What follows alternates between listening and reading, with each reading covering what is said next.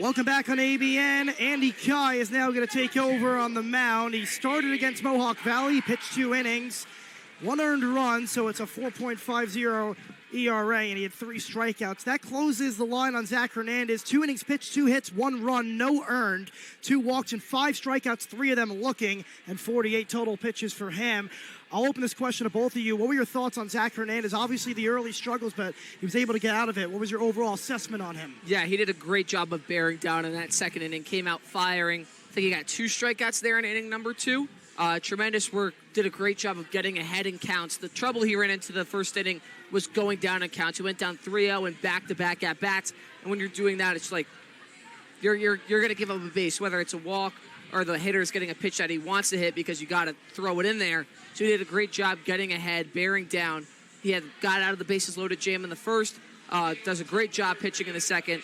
Excellent way to close it for Hernandez. Absolutely. Amsterdam getting another player up. 2 of them in the bullpen. 1 of them is going to be throwing and the other one stretching. So we'll see how long Andy Kai can go, our next-door neighbor. And to add on, Leo's next-door neighbor. Our next-door neighbor. Yep, our next-door neighbor. What I've noticed about Zach Hernandez in this outing was he looked much more calm on the Mohawks turf mound than he did in Mohawk Valley. Mohawk Valley, he ran into a bit of a pickle. And by pickle, I mean a few runners went on base. This time around against Utica, not so much besides the first inning. The second inning, he really buckled down and was able to find the strike zone. Control was an issue for Hernandez in that game in Mohawk Valley, as well as most of the pitchers who pitched that night. But It seemed like Hernandez tonight was able to find the strike zone more often and was not only that, able to square his shoulders. His shoulders were a bit bent against Mohawk Valley. And what I noticed from today's outing was his shoulders were much more stiff. His posture was a bit more nonchalant on the turf mound, and I think that allowed him to find his fastball in the zone. Absolutely. Really good points there. Coella batting right now. He's 4 for 7 on the season. He had a base hit his first time up to put runners at the corners. He's down 1-2 in the count right now. That pitch just misses outside, ball 2. That clocked in at, well, it says 63 to our left. I'm not quite sure if that was 63. On the scoreboard, it reads 65. Yeah, the scoreboard's been off. It's not letting them type in the exact number. I have it to my left. Here's the 2-2. That's tapped back foul. That one read 80. That one seems a little bit more legit. Scoreboard says 82, so it looks like the scoreboard has been 2 miles off from what we have right next door. Very interesting. Yeah, we have it on the phone, and when they go to put it in on the scoreboard, it just adds 2. Looks better for the pitchers. Nothing quite like boosting stats, Matt. Absolutely. That one's fouled back, and it'll go out of play. And it's a pretty big difference between a 93-mile-per-hour fastball and a 95, because if you get 95, you can say you hit 95. Yeah. You know, pitchers like to go in intervals of 5. I broke 90. I broke 95. I broke 100. Doesn't really go higher than that, but... And then once you break 95, you start going by ones kind of. You're like, oh, I'm touching 98, touching 99. Give him a little confidence boost. Absolutely. That one's ripped up the middle for a base hit. So second hit of the day for Coella. He's on fire to start the season. Coella really just 5 for 8. Flicking that one out there. He gets the outside pitch, throws the hands at it, lost one, and right back up the middle. Gets it to the outfield grass. Yeah, it's good hitting right there. It doesn't have to be hit 100 miles per hour for it to be a hit. And you can see it right there, a little looper that splits the middle. And that's exactly where you're aiming to hit the ball. Pretty big lead by Coella at first. We'll see if he goes. And the next batter, Tomei, the left fielder, takes a strike. He struck out his last time up, facing a new pitcher here, Andy Kai. Last pitch clocked in at 80-01. And back to Coella. Coella was tied with Connor Jones coming into this game with 500 averages each. Ground ball through the whole base hit. So runners at first and seconds. Tomei gets aboard, and Andy Kai quickly in danger with nobody out and 2 runners on, both via the hit. And that ball not hit incredibly hard, but finds the hole. You had the middle infielder shading towards the middle looking for that double play. Hits it right back to where Holcraft could have been. If there's, could you say, no runners on base, that might be a routine ground ball. But since he's shifting more towards the middle, diving effort, can't quite get it. 2 runners on now. Now Sean Sousa, the first baseman, he walked his first time up. He got to second. That's where he ended up. And Andy Kai is going to have some film to look at, as if you look downstairs, right behind home plate, we have another pitcher, this time Nick Simone, who threw yesterday, gets the off day tonight, and he's set up with the iPad and a separate radar gun. Yeah, and he got out of that jam. He let up a run, but then he stuck the glove out. The game was tied, and he managed to stick his glove out on the liner, scored an L1, and just snagged it out of the air. Yep, that was a game-saving play. Absolutely, and on the replay, you could see Sebastian Harden and Holcraft were just diving, hoping that ball would possibly hit them if it didn't touch the glove. That one's fouled back at the catcher. If there's anybody who can get out of this, it's Andy Kai. He got out of some jams in Mohawk Valley using that heat that he has. It doesn't seem as fast today as it did in Mohawk Valley, but it's definitely up there. Obviously pitched, 4 days ago, so not the full 5 days of rest, but he didn't throw 80 pitches like most people. That one's ripped through the hole. That's a base hit. Coelho will round. Here comes the throw to the plate. It's not in time. It's an RBI single for Sousa, and now it's 2-1 Utica. And Harry, adding on to what you said, once that ball got past Ladahoff down the first base line, the ball actually trickled a bit slower since it's a grass outfield. So McCrane, I think Brandon McCrane hesitated a bit in right field, which allowed him to not have as big of a crow hop as he was expecting. Yeah, we saw Hodges throw a Amsterdam Mohawk out yesterday from that right field spot. That one was a sac fly, so a little bit different. But yeah, you're completely right. He kind of hesitated a bit. And that'll bring up Jones. He walked his last time up. So 3 straight hits against Andy Kai brings in the run. Now runners at the corners with nobody out. Blue Sox doing a great job of just putting balls in play, making the Mohawks make plays.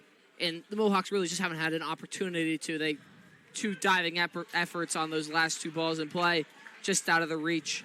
Yeah, got to find a way to get that first out in the inning. Just keep pitching to contact if you're Andy Kai, and just hope that one of these soft pieces of contact can find the Mohawks' glove. Mohawks going corners in, middle infield back. Still early on in this one, I like the call.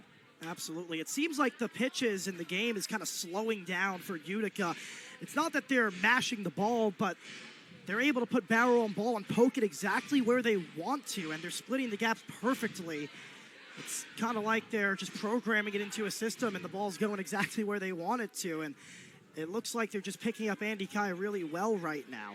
And going into this game, Andy Kai had an opponent batting average of 143, a 4.5 ERA, which totals to a whip of 2 on the dot. And now this is a bit of a tougher lineup that Andy Kai is facing in today's outing. As the guy up right now, Jones, he leads the team in average, or was tied going into this game with a 500 average. 0-2 count. That one's tapped back towards Andy Kai. He's going to try and turn 2. He throws to second. He gets 1. He throws to first. Not in time. So a run scores on the fielder's choice. Acrobatic stop by Andy Kai there. Does a great job of getting the first out at second base. Jones just beats out the throw to first.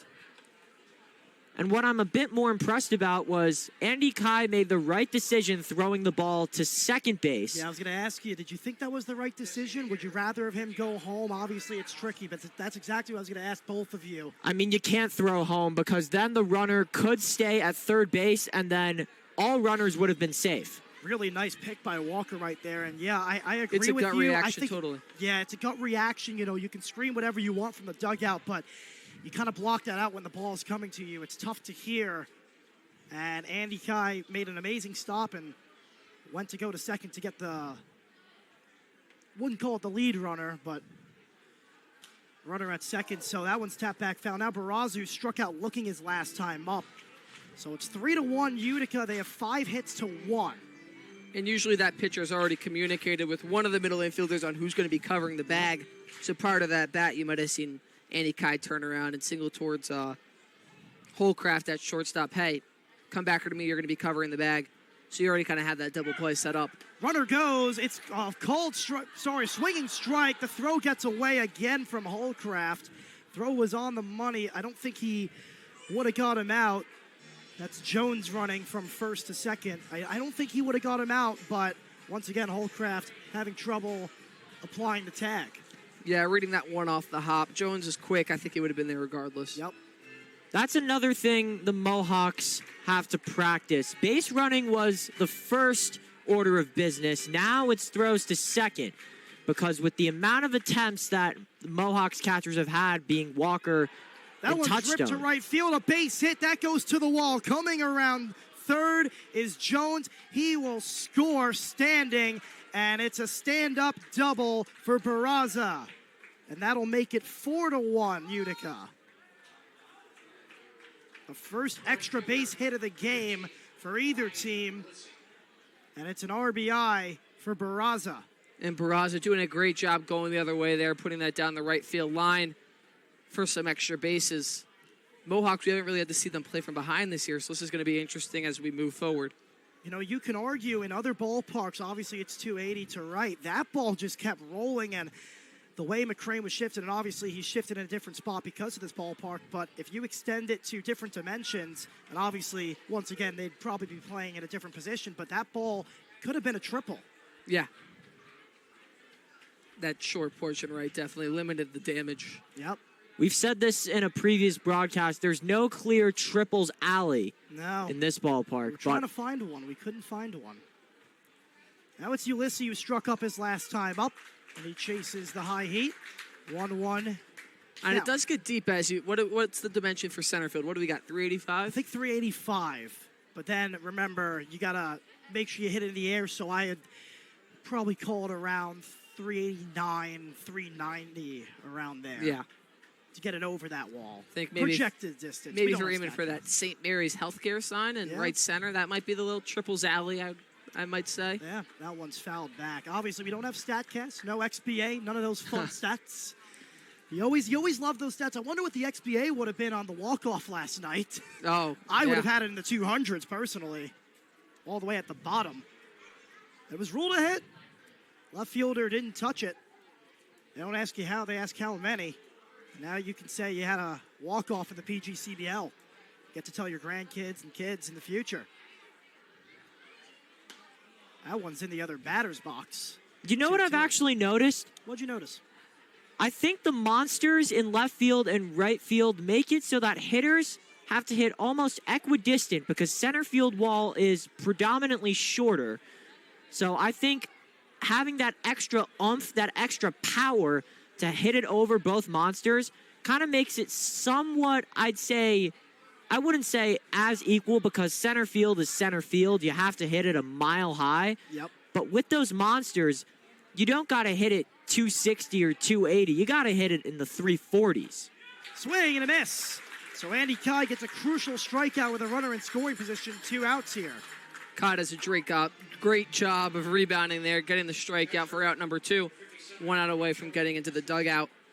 Back-to-back strikeouts for Ulysses, and that'll bring up Esposito, who struck out his last time up. And yeah, we had the opportunity to interview Jake Long after the walk-off win last night, and we mentioned how does this team play in these close games when their back is against the wall, and he said it speaks to the team's grittiness. Yep. Good teams win these close games, and we're going to have to see that here again tonight. Ripped at Harriel. He jumps up in the hot corner to make the grab, and that retires the side. You know, we mentioned that in the broadcast. We had a little bit of technical difficulties after the game, but we mentioned that good teams win games like the Mohawks won last night. We'll step aside. Don't go anywhere. Utica's up 4-1 on Amsterdam.